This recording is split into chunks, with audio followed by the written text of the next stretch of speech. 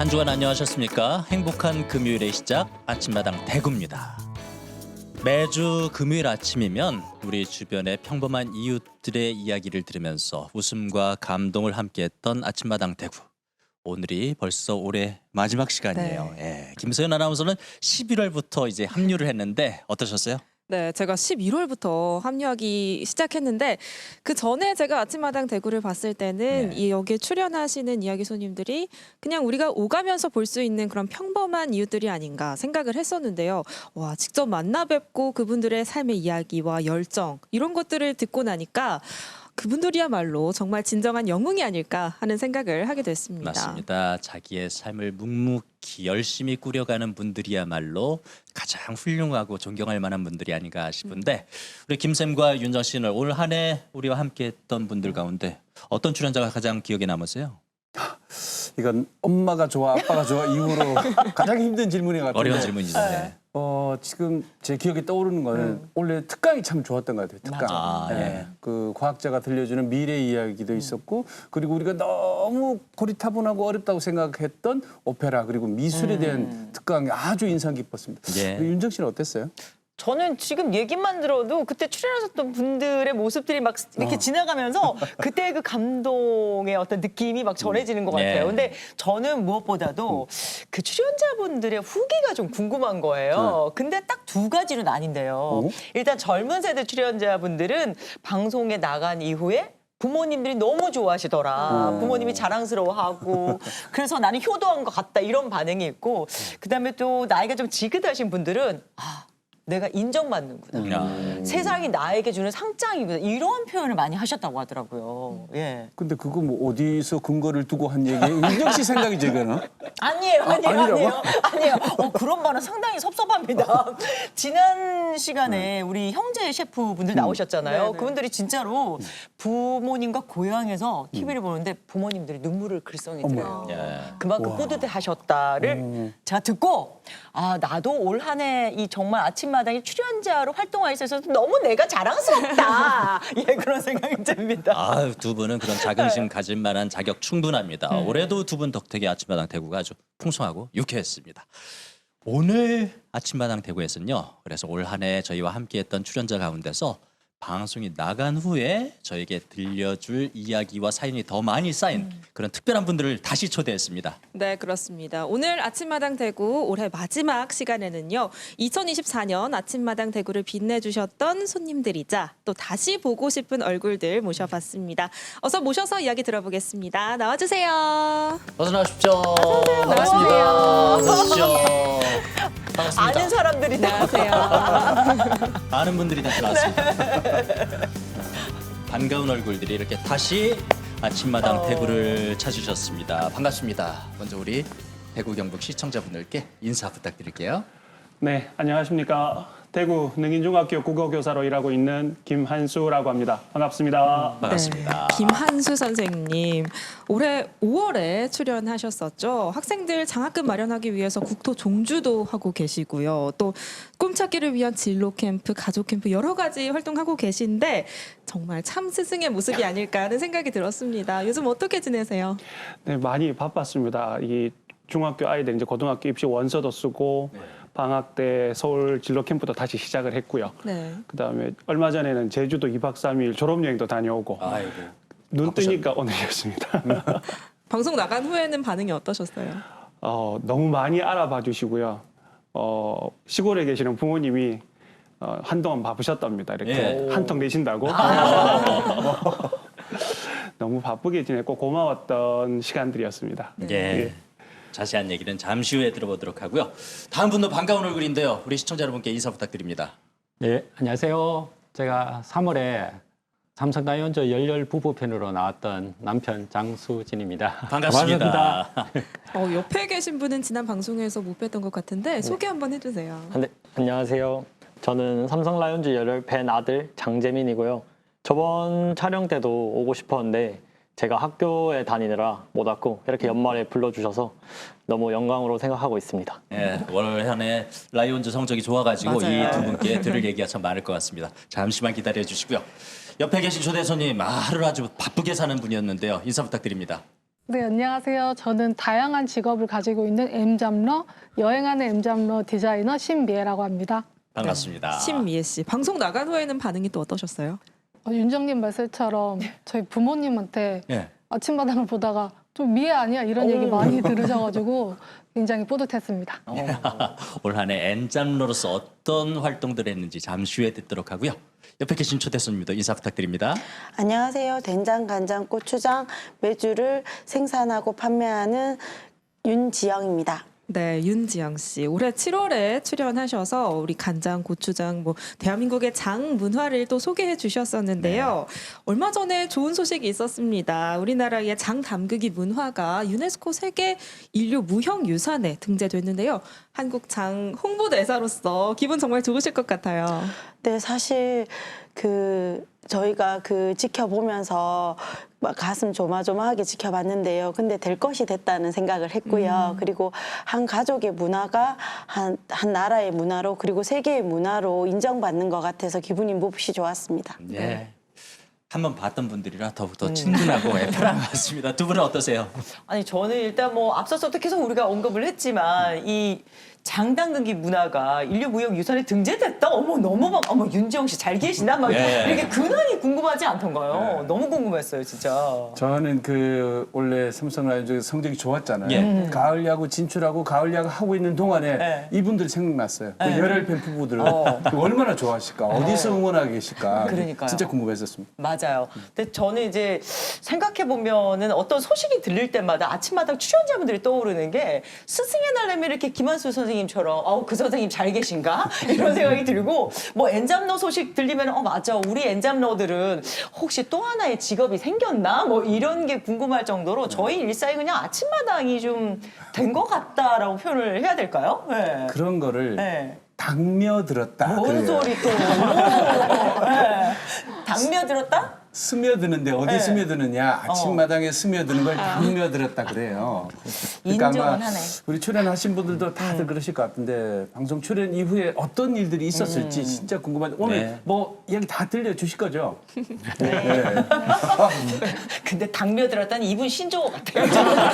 김쌤이 만들어낸 것 어떻게 같아요. 알았지? 오늘 들을 얘기가 참 많습니다. 그러면 한 분 한 분 이제 만나보죠. 먼저 김한수 선생님.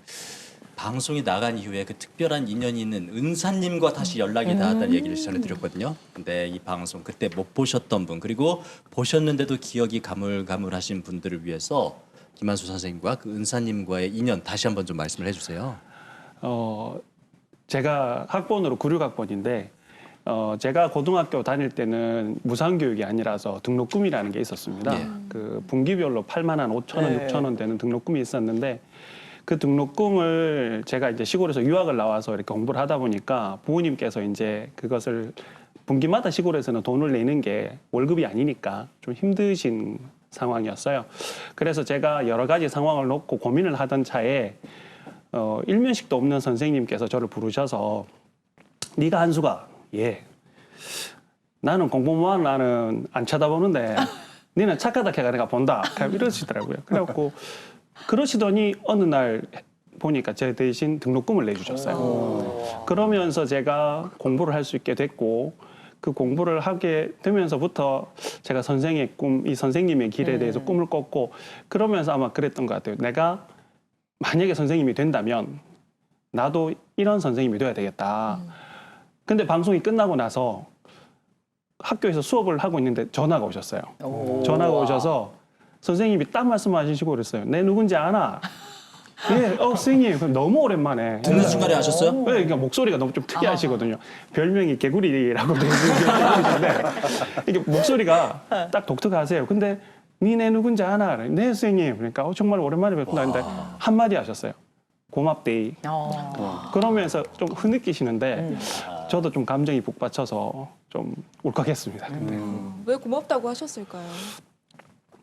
이게 뭘 말로는 설명이 안 되는데 선생님이 저한테 뭘 바라신 건 없거든요, 솔직히. 뭘 바라시거나 해준 건 없는데 제가 그 선생님의 모습을 본받고 제가 어떻게 보면 여러 선생님들이 지나갔지만 수많은 선생님들이 제가 멘토로 삼고 네. 있지만 제가 앞으로 닮고 싶은 선생님이 한 분의 그 모습을 그대로 따라했을 뿐인데 그 선생님은 정말로 그 모든 감정들을 그 한마디로 정리해서 저한테 전달해 주신 것 같아요. 근데 그 말을 듣는 순간 정말 제가 감사했습니다. 그 은사님 왜 또 연락을 주신 분들 있으실까요? 이번에 교장 선생님께서 그러니까 이 방송을 녹화를 했다라는 이야기를 들으시고 선생님들도 그러시고 교장 선생님께서 그 실황을 라이브로 그대로 교실에 트셨거든요. 그래서 제가 3학년 담임인데 식당에 가면 1학년들이 아침마당 선생님이다. 네, 그러기도 하고 저기 이렇게 길가에 가면 이렇게 그러니까 부모님들께서 예. 많이 알아봐 주시고 졸업한 그 학생들 부모님께서 이렇게 캡처를 뜨셔서 보내주시기도 하시는데 제일 좀 뿌듯했던 건 저하고 인연이 있는 은사님들께서 예. 한 6, 7분 정도 연락이 오셨습니다. 그 6, 7분 연락이 오셨는데 다들 그러니까 옛날 분들이시라 말을 길게 안 하시고 진짜 똑같은 말을 짧게 한마디를 하셨는데 한마디가 고맙다였어요. 그러니까 저도 선생님이고 하다 보니까 그 말이 20년심으로 느껴지는 울림이 있더라고요. 그래서 정말 앞으로 더 잘 살아야 되겠구나. 너무 감사하다. 그런 생각을 좀 많이 했습니다. 그 올해도 학생들 장학금 마련을 위한 국토정주 다녀오셨어요? 네, 다녀왔습니다. 언제? 올해 여름 방학 때 다녀왔는데 실은 올해 위기가 좀 있었던 게 작년에는 제가 그 태풍 끝머리에 출발을 해서 폭풍 때문에 이렇게 힘이 들어서 고생을 했는데 올해는 정말로 이 역대급 더위 때문에 많이 말리셨어요. 교장 선생님도 말리시고, 그러니까 아무리 장학금도 좋지만 사람이 이 더위에 나가면 큰일 난다. 그래서 교장 선생님한테 낮 11시부터 오후 2시까지는 자전거를 타지 않는다는 조건으로 달고 제가 했거든요. 왜냐하면 여기서 멈추게 되면 이제까지 5년 넘게 이렇게 해왔던 이 소중한 뜻이 여기서 끊어지면 안 되잖아요. 그래서 그 뜻을 계속 이어가기 위해서 처음에는 선생님 한 분도 같이 가시겠다. 학생 2명이 그러니까 저하고 인연이 전혀 없는데 아침마당을 보고 찾아왔더라고요. 같이 하겠다고요? 예. 그리고 또 그것도 하나는 중학교 1학년이고 하나는 2학년이었어요. 그 어린 친구들이 와서 같이 가겠다고 해서 처음에는 그래 가자라고 했는데 날씨를 보니까 예, 도저히 그렇죠. 걱정이죠. 예, 매번 쓰러지고 뭐 돌아가시고 뭐 이런 소식이 들리니까 그래서 그 친구들을 두고 제가 혼자 2박 3일 동안 영덕에서 출발을 해서 강원도 고속 휴전선까지 다녀왔습니다. 진짜 대단하다. 근데 그 참 이런 말씀드려 죄송한데 그 혼자 가시면은 제대로 완주를 했는지 이걸 확인할 길이 없잖아요. 왜? 아니 그런 생각 할 수도 있잖아요. 왜 날이 덥고 막 힘들다 보면 중간에 잠시 택시를 탈 수도 있고 구간 점프를 할 수도 있고 그렇다는 얘기죠. 뭐. 실제로 같이 가시겠다는 선생님께서 하신 말씀이 딱 그거였어요. 그러니까 너무 더우니까 내가 대신 가서 차를 몰고 가겠다. 타고 가다가 근처 가서 자전거를 타라. 그리고 땀 좀 흘리고 그리고 사진 찍고 그럼 아무도 모른다. 그렇게 말씀을 하셨는데 제가 이 금액이 선생님들이 뭐 덤펑덤펑 큰 돈을 내시는 게 아니거든요. 근데 소중한 금액들을 작게 모이는 금액이 큰 금액이 되는 걸 보면서 내가 이분들 앞에서 거짓말할 수는 없다. 제가 증거를 가져왔거든요. 나 근데 이거 보고 싶었어요. 요게 왜 이렇게 비닐 그대로 가져왔냐면 이 비닐이 작년에 폭풍 때문에 이게 가져갔다가 다 번져갖고 비에 그래서 비 때문에 가져왔는데 제가 요거를 요렇게 잠시 부탁드릴게요. 여기 제일 도장 보이시죠? 네, 인증 스탬프를 찍어왔습니다 지금. 요 장소마다 도장이 다 따로 있습니다. 그래서 여기 영덕 해맞이 공원이 경상북도고요.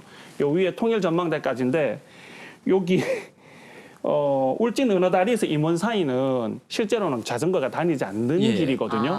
근데 여기도 다 저희가 다녔습니다. 그 다니는데 좀 많이 무서웠어요. 여기는 한 2-3시간 동안 이거 같습니다. 2-3시간 동안 이렇게 가도 사람을 한 명도 볼 수가 없어요. 여기가 대부분 7번 국도상에서 그러니까 자동차 해안도로 그러니까 꼬불랑꼬불랑 해안도로지 않습니까? 한 2-3시간 동안 사람 한 명도 없고 정말로 산끈들 때문에 해가 안 들어오거든요. 대낮인데도. 이렇게 사람이 그냥 무슨 소리만 들어도 섬찟섬찟한데 그때마다 그래도 선생님들이 그리고 학생들이 문자로 카톡으로 전화로 이렇게 응원을 해주셨거든요. 그래서 다른 데보다 좀 더 힘을 내서 넘을 수 있었고 제가 그 선생님들한테 정말로 거짓말 없이 100% 순도 100%로 완주를 할 수 있었습니다. 지금 저 장면이죠. 네, 저기가 강원도 고성 입구입니다.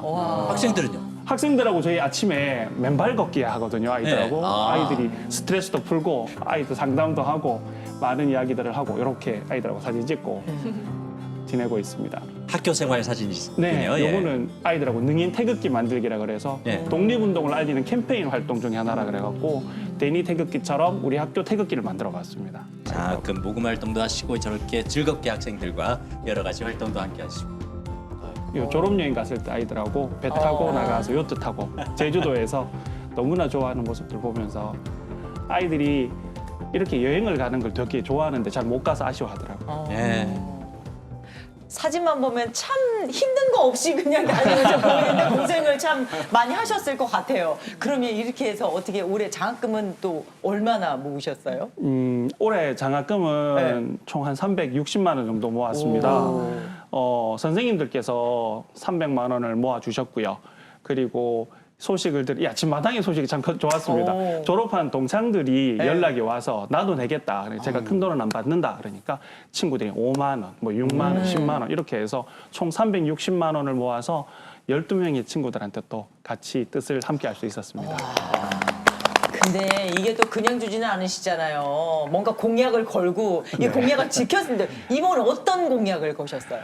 저는 이번에 그 자전거로 하는 걸로 캠페인을 했고요. 네. 선생님들 따라서 지난번에 말씀드린 대로 뭐 책을 읽으시는 분, 그다음에 다이어트가 요새 좀 많았습니다. 다이어트. 특히 여성들은 다이어트 많으셨고 좀 독특했던 건 선생님 한 분이 나는 빨간 피가 아니라 파란 피가 흐른다라고 네. 이야기하시면서 삼성 라이온즈가 홈런을 칠 때마다 홈런을 칠 때마다 거기다가 장학금을 내겠다 하셔서 그분도 계시고 다양하게 하셨습니다. 그런데 그때 출연하셨을 때 그 장학금 외 아내분과 함께하는 또 장학재단 운영도 하셨었잖아요. 예, 저희 큰아이 태명을 본따서 씨앗장학회라고 해서 운영을 하고 있는데 매년 아이들한테 50만 원씩 2명의 친구들한테 장학금을 뭐 주고 있는데 올해는 아침마당에서 출연료가 나오지 않습니까? 네. 그 출연료를 보태서 집사람이 한 명분을 더 주더라고요. 그래서 세 친구한테 함께 할 수 있었습니다. 그러셨군요. 아침마당도 뭐 한 몫을 함께 된 것 같아서 뿌듯한데요. 이 장학금을 받은 학생들이 잘 자라주는 것만으로도 너무 기쁠 텐데 올해 또 특별히 기쁜 일이 있으셨을까요? 네, 지난 며칠 전에 친구 한 명이 이제 찾아오지는 못하고 연락이 와서 선생님 저 합격했어요 그러는 거예요. 그래서 내가 뭐 어디 합격했노라고 얘기를 하니까 선생님 저 공군사관학교 합격했어요라고 하면서 파일럿이 돼서 찾아오겠다고 자기가 파일럿이 돼서 선생님 비행기 태워주겠다고 그렇게 얘기하기도 하고 어제 한 친구가 또 연락이 왔습니다. 그 친구는 졸업한 지가 좀 됐는데 한동안 좀 길게 좀 방황을 하던 친구였어요. 그랬는데 어제 선생님 저 서울 지하철 1호선입니다. 뭐 하는데 거기서 그러니까 선생님 저 철도 기관사 됐어요. 그렇게 얘기하는데 너무 기뻤고 좀 가슴이 좀 따뜻한 시간이었습니다. 올 한 해 뿌듯하게 보내셨고 내년이 더욱 기대되는 김한수 선생님의 사연 들어봤고요. 이어서 이분들 할 얘기 참 많을 것 같습니다. 라이온즈 덕후 장수진, 장재민 부장. 아버지 지난번에 나오셨을 때 삼성 라이온즈 가을 야구 좀 했으면 좋겠다 그랬는데 가을 야구를 넘어서서 준우승까지 하지 않았습니까? 얼마나 좋으셨을까요? 정말 기뻤죠. 제가 예측으로는 가을 야구가 조금 올해 전력상으로는 힘들지 않겠나 이렇게 생각했었는데 전문가들도 거의 삼성을 가을 야구 가는 그렇죠. 걸 예측한 분은 없었는데 올해 정말 젊은 선수 뭐 친구 조화가 잘 되면서 정말 기대 이상이었죠. 기대 이상이었죠. 현장에 직관도 가셨겠어요. 그렇죠. 올해도 거의 제가 한 몇 경기 빼고는 거의 다 갔고 뭐 한국 시리즈도 정말 여기 라이온즈 파크에서는 처음으로 한국 시리즈가 열렸거든요. 이번에 새 구장 되면서 그래서 표 가는데 정말 힘들었습니다. 재민 군도 함께 했습니까? 저도 한국 시리즈는 제가 예매해서 저희 부모님이랑 여자친구랑 4명이서 같이 한국 시리즈 직관했습니다. 역시 클릭은 젊은 사람들이 해야 된다. 네. 아드님은 삼성 라이온즈 준우승 예상하셨어요? 저는 매 시즌 순위 예측을 하는데 전 늘 삼성이 1등 한다 생각하고 야구를 봐서 저는 오히려 기대에 못 미쳤다. 내년에는 또 우승. 우승을 놓쳐서 아쉬워하는. 팬의 마음이죠. 그러니까 이 아들이 그 아들인 거죠. 예, 가가 아저씨. 이승엽 선수 그 대목을 끄고 나왔다는 아들. 예, 그 시구를 맞습니다. 했다는. 맞습니다. 오, 나도 시구 같은 거 해보면 시구 너무 좋죠. 어땠어요? 제가 2번 시구를 했는데요. 네. 초등학교 4학년 때랑 중학교 네. 2학년 때 했는데 중학교 2학년 때는 진짜 생생하게 기억이 나는데 진짜 너무 떨렸고 진짜 너무 영광이었습니다. 그래서 꼭 한 번 더 해보고 싶습니다. 예. 그 두 번째 중학생 때 시구 장면을 저희가 영상으로 준비했거든요. 보면서 이야기 나누겠습니다. 오늘도 이때죠? 삼성 라이온즈 시구자는 장재민 요즘도 어린이. 혹시 이 영상 자주 보세요? 어제 저는 오늘 지금도 네임데이 한 하고 번씩 있는데 보고 막 친구들 만나는 자리에서도 쪽에서 보여주고 뭐 똑같은 사람 맞죠? 네, 맞아요. 많이 그때는 좀 약해가지고 예. 저 때 어떻게 해서 저기 시구를 하게 됐었죠? 저 때도 팬 시구를 모집했었는데 네. 엄마가 진짜 완전 찐 팬이다. 네. 여기서 뭐 얘기했던 것처럼 뭐 태몽도 꽂고 이런 식으로 사연을 내서 당첨이 돼서 시구를 하게 되었습니다. 코로나 때 비대면 접촉을 못하니까 비대면으로 사인회 하고 오고 했던 화면이네요. 아 저것도 저 이벤트 사진이군요. 원래. 네네네 사인 받고 야. 선수들하고 근데 사진 던지는 폼이 예사 폼이 아니에요. 시구하는 이 갈망의 의지를 담아서 그리고 다음번에 또 던지고 싶다고 얘기했잖아요. 네. 그러면 이 아침마당 나온 걸 어떻게 사연을 오, 쓰면 좋아요. 될까요? 어떻게 생각하세요? 맞습니다. 예? 꼭 될것 그렇게 같아요? 해야죠. 그럼 이참에 삼성 그 관계자들에게 한 말씀 하세요. 이종열 단장님, 저 삼성 라이온즈 25년 팬이고요. 제가 시구를 2번 했는데 2번 다 삼성 라이온즈가 이겼습니다. 제가 승리 요정 할 테니까 꼭 불러주시면 제가 멋지게 시구 해보겠습니다. 승리의 요정 괜찮다. 승료. 근데 제가 이 시구 선배로서 네. 구질을 보니까 이 보통 일반인이 아니에요.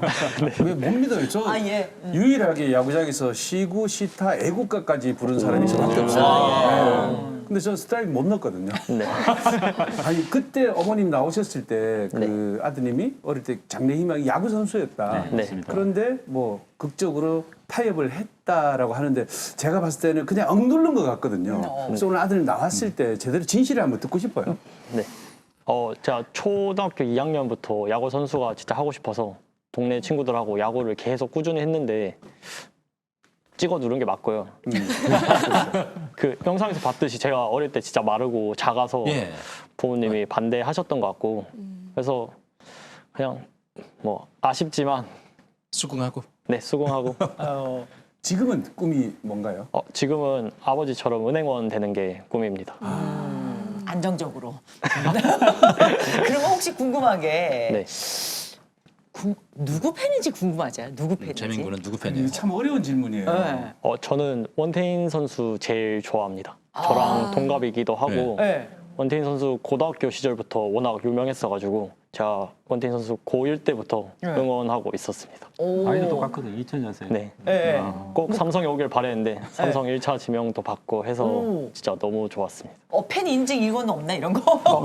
했는데 있구나 역시. 이게 원태인 선수 실착 유니폼입니다. 사인도 진짜요? 받아가지고 네. 받았군요. 잘 가지고 계세요. 네. 원태 선수 이제부터 시작입니다. 앞으로 더 잘 될 거예요. 예. 진짜 찐팬이다. 근데 아까 뒤에 입었던 유니폼은 그 이재현 선수 유니폼 같던데? 저희가 야구 좋아하다 보니까 유니폼만 거의 30벌 정도 있는데 다 있군요. 그러다 보니까 이제 거의 모든 선수 유니폼이 다 있습니다. 아버지는 지난번에 출연하셨을 때 라이온즈 경기는 뭐 시즌 개막하면 거의 다 전경기 직관하신다고 그러셨잖아요. 네네네. 올해는 어떠셨어요? 원래도 한 4-5경기 빼고는 거의 다 직관을 한 것 같습니다. 거의 한국 막 시즌은 표 구하기 엄청 힘들었을 텐데. 정말 네. 지인도 통하고 이제 한국 시리즈 한 3차전은 우리 MZ 세대가 진짜 예. 저희 중에서도 그 전에 MC하던 손지민 아나운서만 봤어요. 다 못 가고. 아 그렇구나. 정말 힘들게 보였습니다. 대단하다. 야구 이렇게 빠져 계시면 뭐 거의 삼성의 뭐 전력 분석관 전력 분석원이 아닐까 이런 생각까지 드는데 뭐 전력 분석도 하시나요? 예전에는 저희도 뭐 식사하면서 오늘의 경기 뭐 이렇게 분석을 많이 했는데 저희는 이제는 저 같은 경우에는 이제 한 경기 한 경기 보는 것 자체가 워낙 이 직관한다는 게 워낙 좋고 예. 설레고 하니까 코로나 때 그때 못 갈 때 생각하면 정말 이 야구 보는 것 자체가 정말 것만으로도 너무 행복하다. 행복이죠. 예. 예. 그리고 거기 가서 관중들 호응하고 선수들 열심히 하고 하는 거 보면 정말 활력이 넘치죠. 정말 좋습니다. 재민 씨는요? 저도 전력 분석 같은 건 하지 않는데 아까도 말씀드렸듯이 순위 예측 정도는 늘 시즌 전에 하고 내기도 하고 그러고 있습니다. 뭐 맨날 삼성이 1등이네요. 근데 뭐 잘 맞추는 거. 근데 진짜 성적도 성적이지만 무엇보다도 관객 동원에 흥행을 했잖아요. 네, 맞습니다. 제가 듣기로는 비수도권 구단 가운데 그 관객 동원 1위를 네, 했다고 맞습니다. 하는데 1위입니다. 지금 이런 분들이 꽉 채우니까 그거가 가능한 것 같거든요. 이게 현장에서 보면은 느낌이 이거 뭐 네. 어떻게 말로 표현할 수가 없을 것 같은데 어땠어요? 예전에는 뭐 아저씨들이 아들 뭐 손잡고 이렇게 조금 요런 문화였잖아요. 남성들이 많이 야구장에 가고 요런 문화인데 지금은 특히 MZ 세대들 중에 여성분 비중이 맞습니다. 정말 많은 것 같아요. 그래서 지금 이게 뭐 요즘 뭐 전 세계적으로 K 문화도 하는데 K 문화처럼 이 스포츠 관람 문화도 이제는 경기가 이기고 지는 것보다는 그것도 중요하지만 호응하면서 응원하고 이런 문화가 거의 자리를 잡고 있는 것 같아요. 보니까 스포츠 문화가 정말 좋은 방향으로 흐르는 것 같습니다. 네. 자, 이 삼성 팬들만 느낄 수 있는 건데 제가 최근에 고속도로 휴게소에 그 뭐 잡합하는 데 있잖아요. 네. 거기서 음악이 나오는데 엘도라도가 나오는 거예요. 맞습니다. 사람이 몇 명이 넘쳐서서 거기서 삼성 응원가를 부르고 있어요. 다른 사람들이 이게 공감을 못 하는데 저는 원래 뭐 시간 관계상 그 5번 직관을 갔는데 그 4승 1패 네네. 제일 기억에 남는 경기가 한화하고 경기할 때 우리 천안에 계신 사돈댁에서 다 내려왔어요. 거기 한화 응원하고 저는 삼성 응원하고 다음날 점심 내기했는데 끝내기 홈런 쳐서 삼성 이긴 날. 너무 기억 남는데 두 분은 원래 어떤 경기가 가장 인상적이십니까? 저 같은 경우는 이제 김 선생님께서 말씀하셨지만 그 엘도라도 네.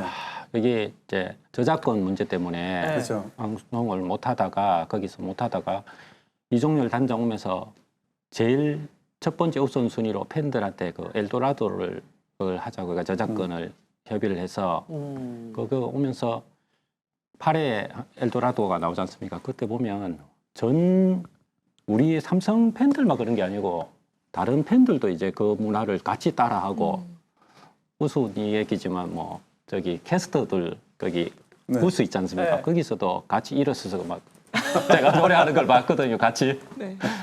정말 이야, 대단하다. 응원 문화가 진짜 전국적으로 이제 엘도라도가 퍼져 있는 거. 근데 저거네. 이거예요? 저희가 찍은 거.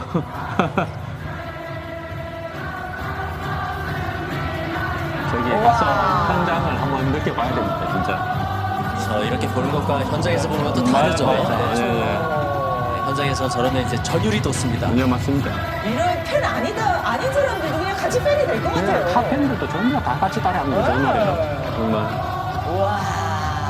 타 팀에서 제일 부러워하는 거죠. 저거. 맞아요. 그런 문화를. 우리 아드님은 어떤 경기가 제일 기억에 남습니까? 전 이번에도 원태인 선수 관련 경기인데요. 예.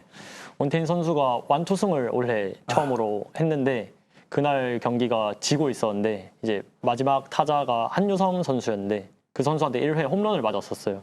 그래서 위기 상황이었고 본인은 이제 피해 가고 싶었는데 그 포수인 강민호 선수가 그냥 승부하자 해서 삼진 잡고 포효하고 내려갈 때가 가장 딱 전율이 차오르는 경기였습니다. 지금 저기 앉으신 5분들 다 삼성 팬이세요. 지금 말하니까 다 우리 윤지영 대표도 고개 끄덕끄덕거리고 그랬었지 하고 그렇습니다.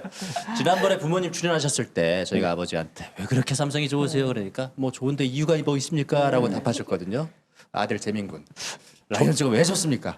저도 크게 이유는 없는 것 같고 저는 태어날 때부터 그냥 삼성 팬이다 이게 딱 정해졌기 때문에 그러네. 모태 삼성. 네 맞습니다. 저번에 나왔을 때 한국 시리즈를 갔으면 좋겠다 하셨었는데 내년에는 또 바라시는 게 있을까요? 삼성 라이온즈에게. 제가 내년에 뭐 삼성 팬이라면 다 바라는 거겠죠. 우승인데 이번에 기아가 우승하면서 보니까 뭐 광주에서 카프레이드도 하더라고요. 보니까 내년에 꼭 대구에서 삼성 선수가 카프레이드를 했으면 좋겠습니다.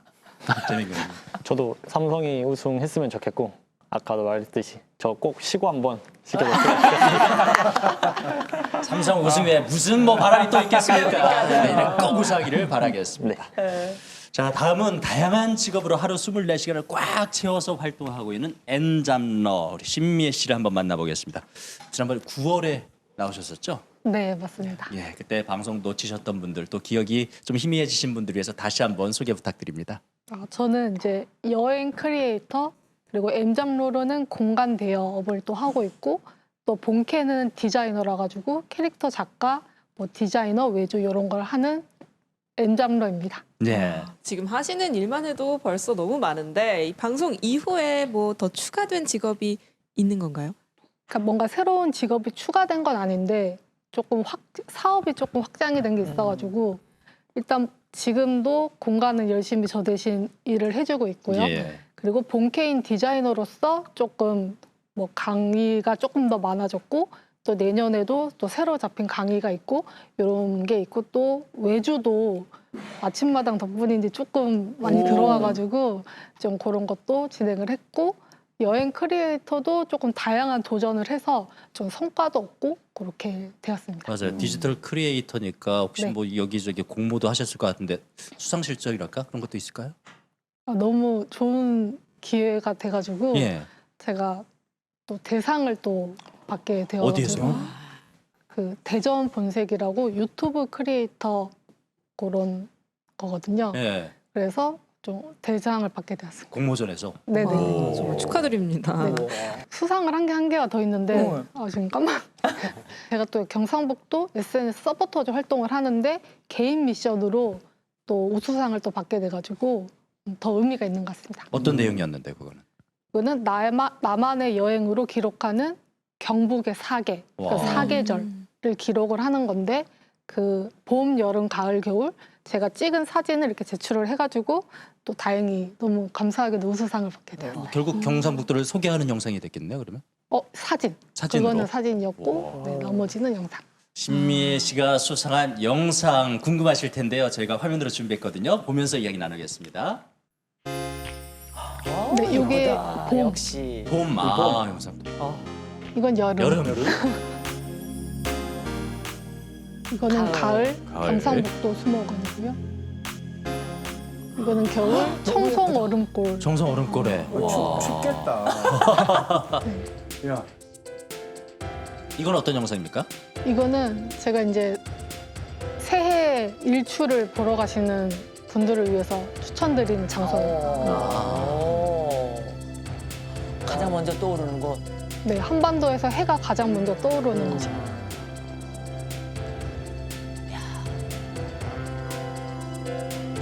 앞서는 사진, 이건 동영상. 네네. 그래도 이게 이제 대상 받은 대전. 이렇게 대전을 소개하는 건가요? 대전의 포토스팟을 발굴하는 네. 그곳을 소개하는 그런 영상입니다. 사진 찍기 좋은 지점들을. 네네. 이제 사진기를 들고 여행을 가는 거예요. 여긴 영상 대전 너무 예쁘다. 현충원. 현충지고요. 여기는 장태산. 장태산 자연휴양림. 와, 가고 싶다 진짜. 네, 너무 예뻐요. 네, 근데 지금 보면 이제 경북을 넘어서 전국으로 이제 활동 영역을 넓혔잖아요. 근데 사실 내 동네도 다 모르잖아요. 근데 전국적인 저런 뭐 포토스팟이나 이런 걸 찾으려면은 이거 어떻게 찾아야 돼요? 나만의 뭔가 명소 발견법 뭐 이런 게 있을까요? 일단 제가 사진을 찍는 걸 원래 좋아해서 사진 동호회 이런 걸 오래 했다 보니까 그런 인사이트가 조금씩 쌓인 게 있고 예. 그리고 콘텐츠를 많이 만들다 보니까 조금 리서치하는 그런 게 조금 저만의 노하우가 생겨가지고 조금 잘 찾게 된 것 같습니다. 그럼 많은 분들이 그 타지로 여행 가거나 아니면 대구나 포항으로 여행 올 때 전화 많이 하실 것 같아요. 어디가 좋으냐, 뭐가 볼 그쵸. 게 있느냐. 실제로 문의 많이 옵니까? 일단 제가 운영하는 SNS에 DM 같은 걸로 많이 여쭤봐 주시고요. 또 포항 같은 데 놀러 오는 지인이 있을 때는 제가 짜주거든요. 여행 코스를. 아직까지는 100% 만족하는 그런 상황입니다. 예. 아침마당 대구 오늘이 이제 올해 마지막 시간이거든요. 이쯤 되면 이제 새해 해 너미 또 해 맞이 해돋이 이제 하려는 분들 많으실 텐데 해넘이 해돋이 좋은 장소 있으면 좀 소개해 주세요. 아까 두 번째 영상이 나왔던 장소인데 예.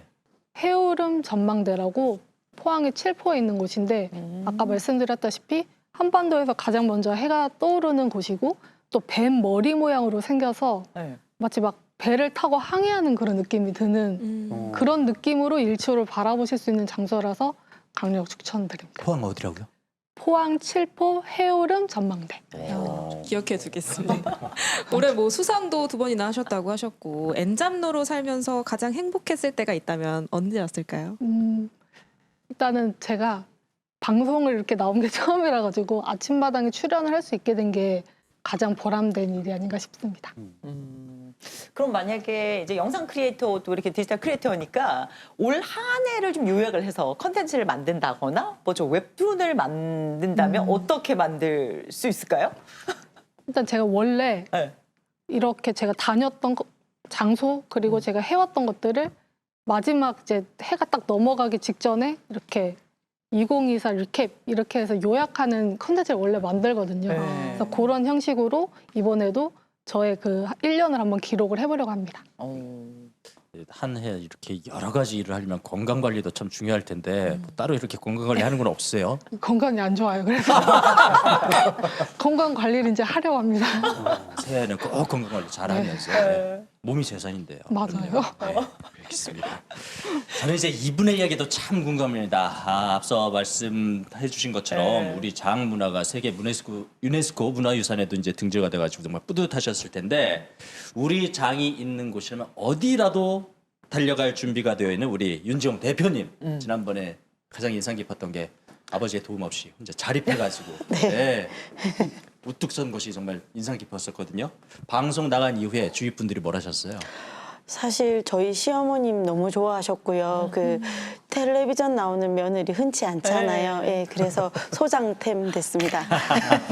그리고 제가 전화를 많이 받는데 그 고객님들 중에서는 저를 못 보시고 전화 통화로만 뭐 20년씩 단골 고객님들이 계세요. 예.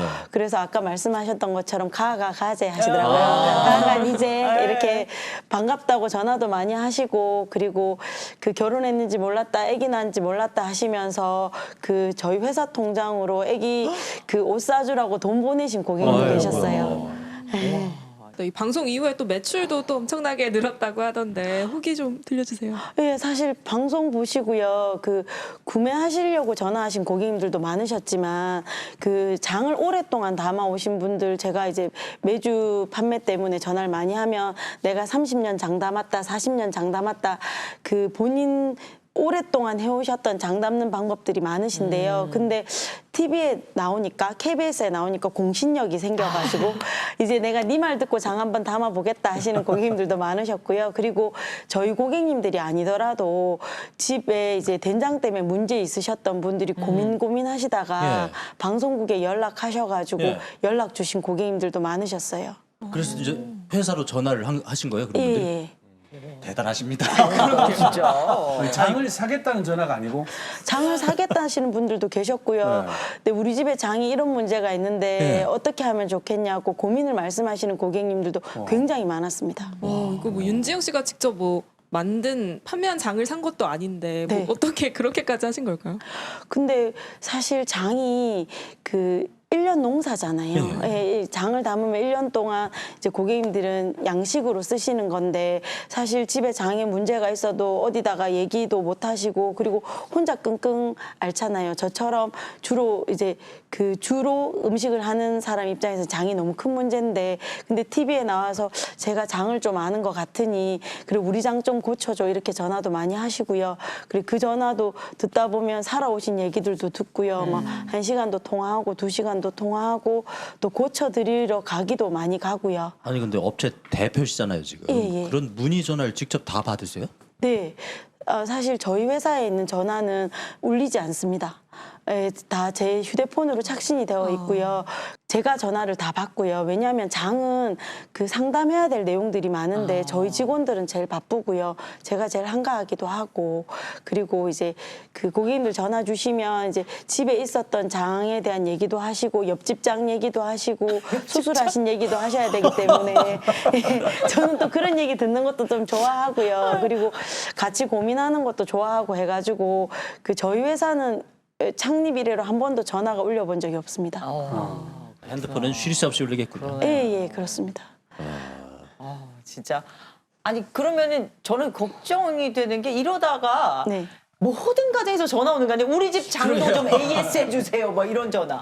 너무 좋죠. 사실 예전에는 그 저희가 매주를 다 배달을 했었어요. 택배가 이렇게 일반적이지 않을 때는. 그래서 많은 분들이 그 매주가 집에 들어오는 시간을 점집에서 받아오셨어요. 네, 그래서 그 새벽 3시 47분 이렇게 받아오시면 저희가 이제 아파트든 주택이든 문 앞에서 매주를 들고 기다렸다가 46분까지 기다렸다가 47분 이렇게 땅 들어가야 되는 거예요. 네, 그게 그만큼 큰 행사였고 중요한 날이었었어요. 그렇기 때문에 사실 이거는 중요한 날이라 당연히 제가 다 고객님께 말씀드려야 되고, 그리고 제 장이든 남의 장이든 못 먹는 건 안 되잖아요. 된장이니까. 그래서 제가 전화 받고 상담하고 그렇게 합니다. 상담 전화 중에 정말 기억에 남는 아주 독특한 그런 상담 전화 있었을까요? 저 캐나다로 이민 가신 분이신데요. 네. 저희 매주로 장을 담으셨는데 이민을 가셨는데 이제 사실 이게 된장 가격보다 EMS 가격이 더 비싸요.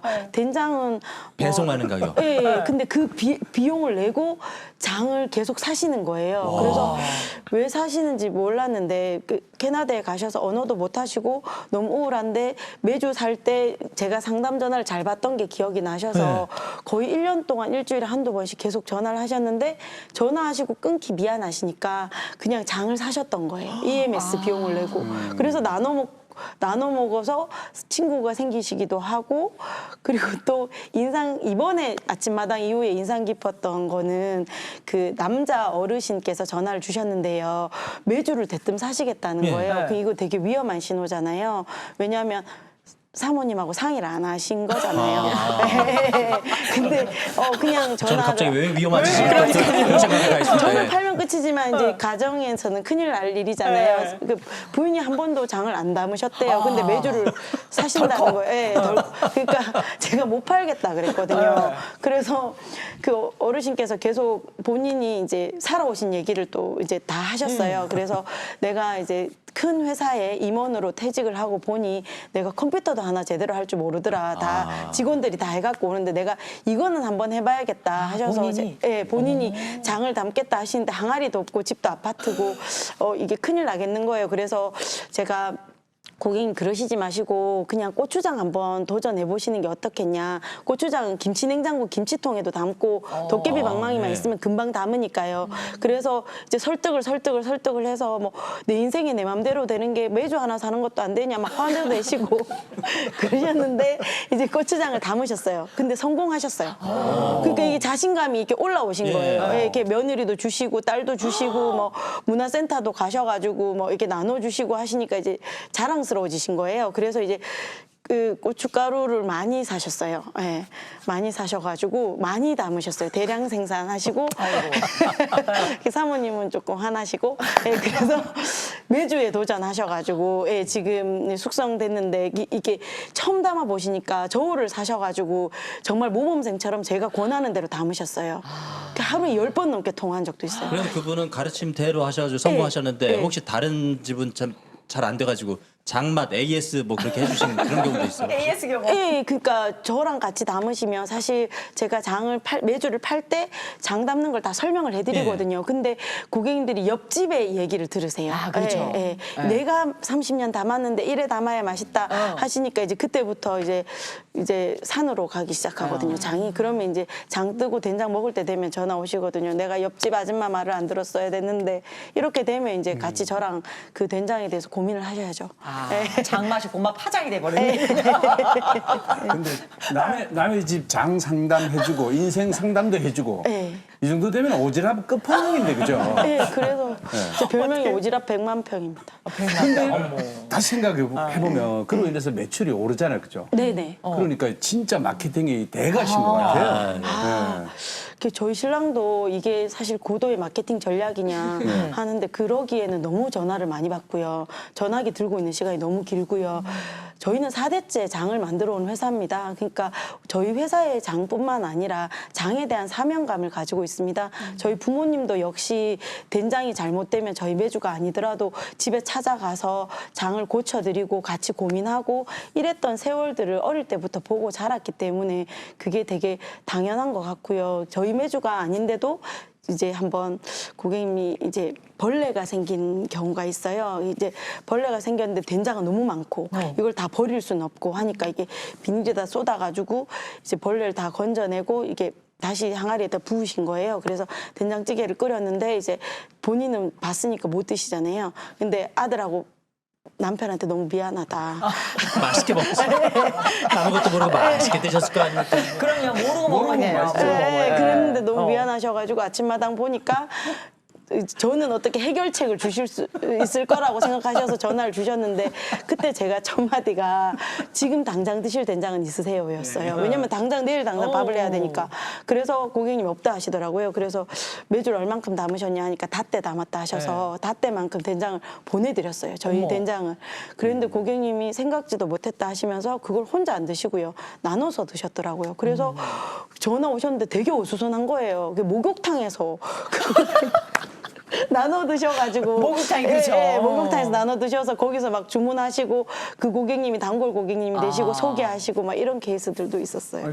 그러면 남편하고 아들은 원래 먹던 그거 주고 아니죠. 그거는 제가 웬만하면 된장 버리는 건 안 되는데 그 된장은 폐기하시라고 진짜 안 됩니다. 아니, 근데 그거 말고도 사실은 뭐 저는 장을 안 담긴 하지만 얘기 들어보면은 장에 어떤 문제가 많은 경우가 있더라고요, 가정에서. 이거 어떻게 좀 해결할 수 있는 방법은 없어요? 사실 된장은 꿀팁. 발효 음식이다 보니까 경우의 수가 너무 많아요. 그리고 문제가 없는 된장인데도 몰라서 전화 주시는 경우도 되게 많아요. 예를 들어서 색깔이 변했어요. 이런 거. 세월이 지나면 색깔이 변합니다. 그래서 근데 된장이 까매졌어요. 이렇게 하시는데 된장은 원래 이렇게 표면이 까매집니다. 안 까매지는 게 이상한 거 아닙니까? 그렇게 오랜 세월 동안 그 보관을 하니까. 그리고 이제 골마지가 끼는 경우가 있어요. 골마지를 곰팡이라고 생각하시는 분들이 계셔서 우리 집에 이 꽃가지가 폈다 막 이러면서 화를 내시는데 그거는 그 옛날 어른들은 골마지가 피면 찔레꽃 피면 장맛이 있다고 하셨대요. 찔레꽃은 하얗게 핀답니다. 그래서 하얗게 골마지가 앉으면 공기 중에 떠다닐 미생물들이 매주가 잘 떴으니까 내려앉는 거거든요. 그래서 어떤 집은 노랗게, 초록색, 까만색으로도 피기도 해요. 그럼 고객님의 공기 중에 떠 있는 미생물 색깔이에요. 이거는 이제 4도씨 이상 보관하실 때 이런 그 곰팡이 같이 독소가 없는 거거든요. 이게 걷어내고 드시면 되고 그게 싫으시면 된장 표면 위에 그 도배하듯이 비닐을 쫙 발라 놓으시면 공기랑 접촉이 안 되잖아요. 그렇게 하시면 골마지가 덜 끼고요.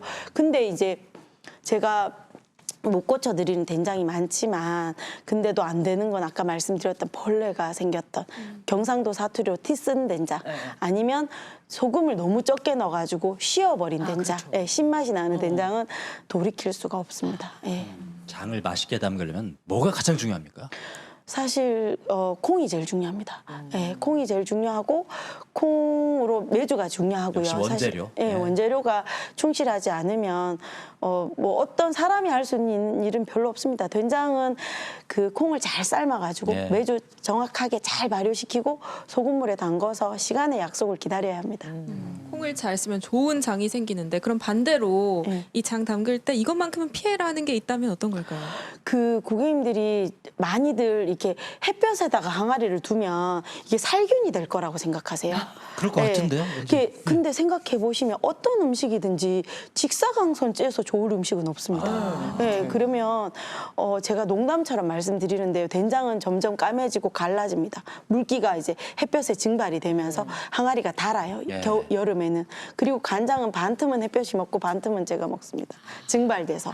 예, 그러니까 옛날 궁중에서도 소나무 그늘 밑에다 항아리를 두셨답니다.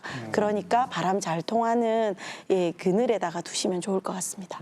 오늘 이후에 또 전화 빗발칠 것 같아요. 어떡합니까? 기다리고 있겠습니다. 지난번 출연하셨을 때 이스라엘에 우리 장을 수출한다고 하셨었거든요. 네. 계속 잘 되고 있습니까? 예, 저번 주에도 사실 코셔가 등급이 있는데요. 코셔 등급 중에 최고 등급 심사를 18일 날 마쳤고요. 잘 마쳐서 아마 코셔 등급 중에 제일 높은 등급을 받을 수 있을 것 같고 이제 그 이스라엘에 항구도 열렸거든요. 그래서 내년에는 다시 수출을 재개할 수 있을 것 같습니다. 예.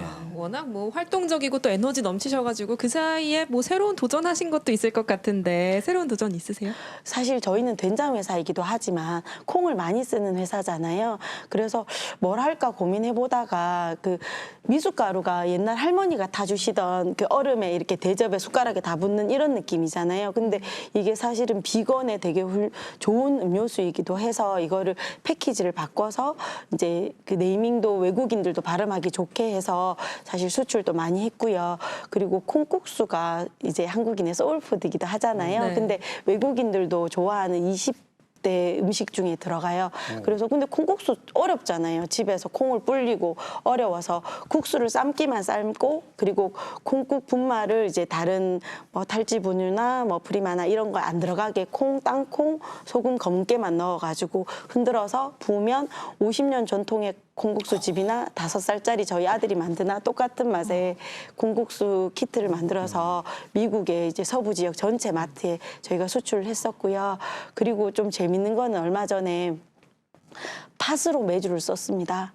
그래서 팥고추장을 만들었어요. 진짜요? 네, 그래서 비밀고추장이라는 이름으로 이렇게 밀가루가 안 들어가서 비밀이에요. 그리고 팥이 들어가서 비밀이에요.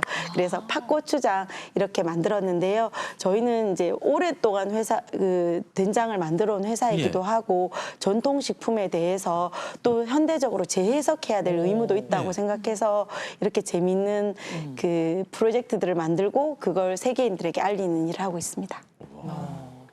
나 계속 지금 얘기를 하면서 전화번호 궁금해요.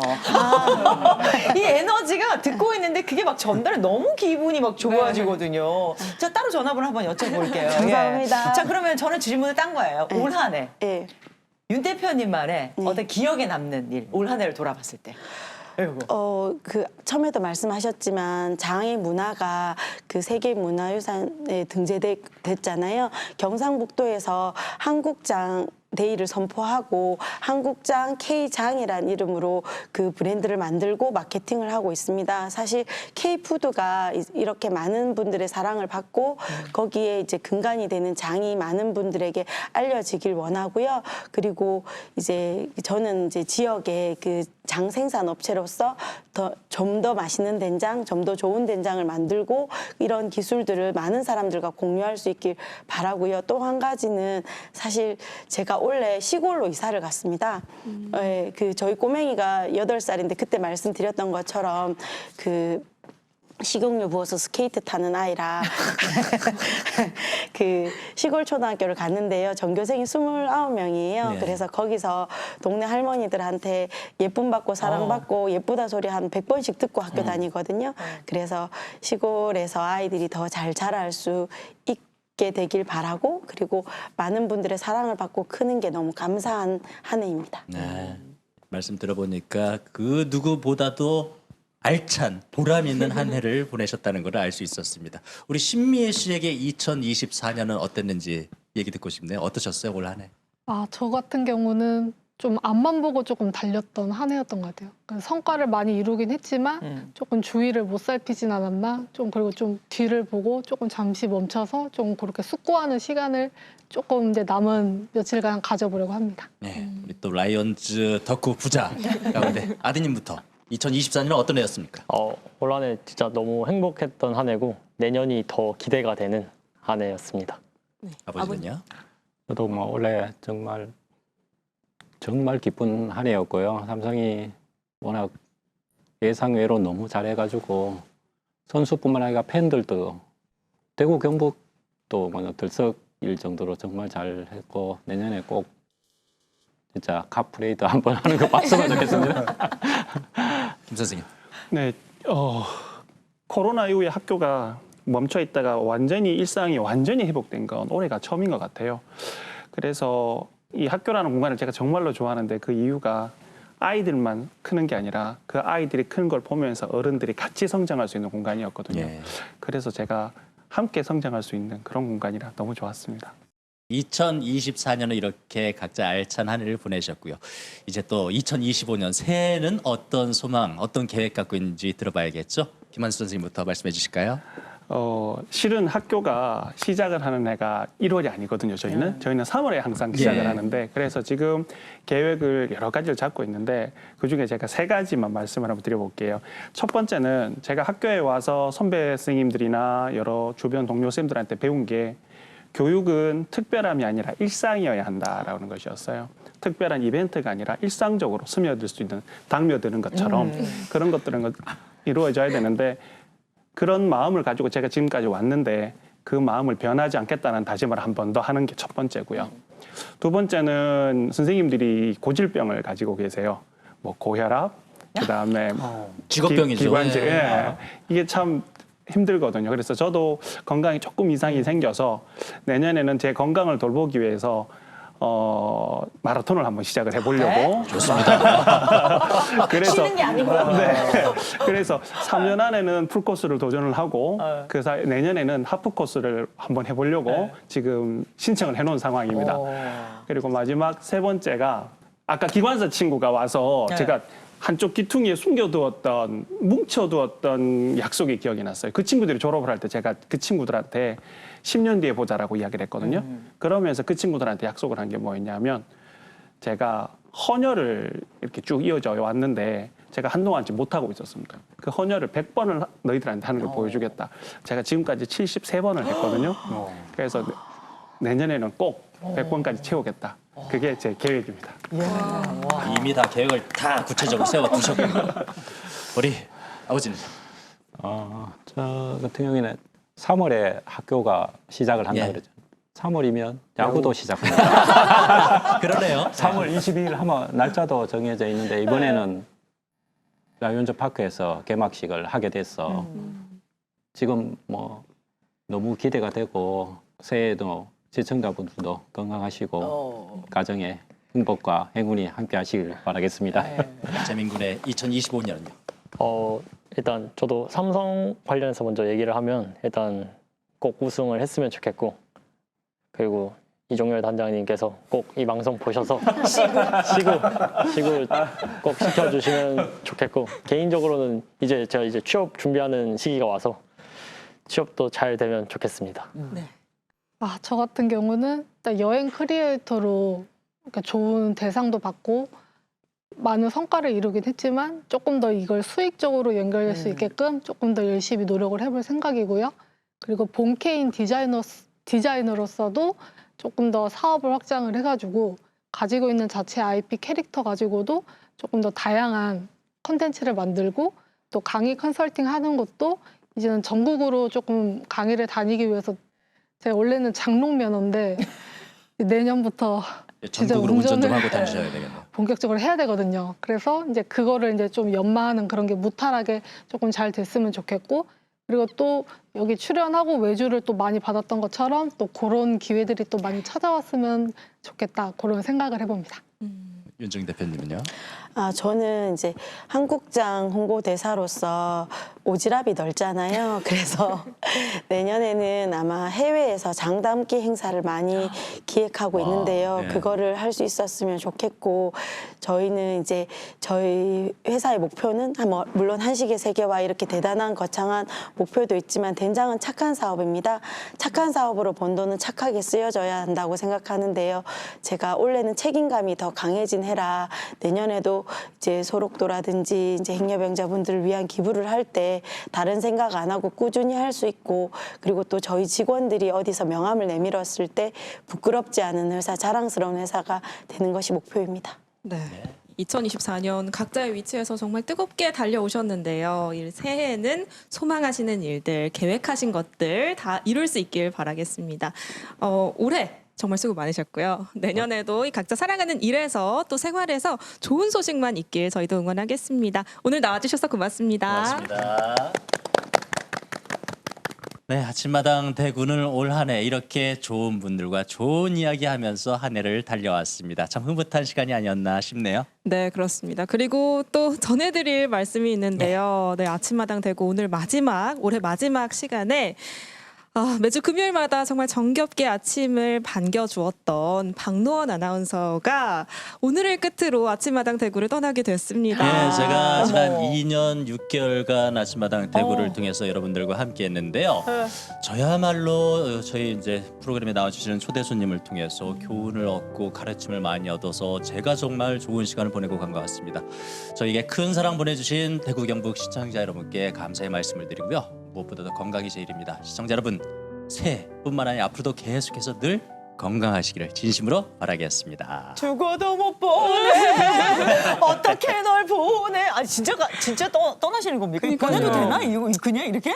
아유, 뭐 만남 있으면 헤어짐이 있고 또 다른 만남이 있을 수도 그럼요. 있겠죠. 벌써 새 사람 마저 준비하시는 건 아니죠? 진짜 너무 아쉽습니다, 진짜. 그러니까요. 네. 돌아오실 언젠가 거죠? 또 만나기를 기대하면서 저는 오늘까지만 진행을 하겠습니다. 감사드립니다.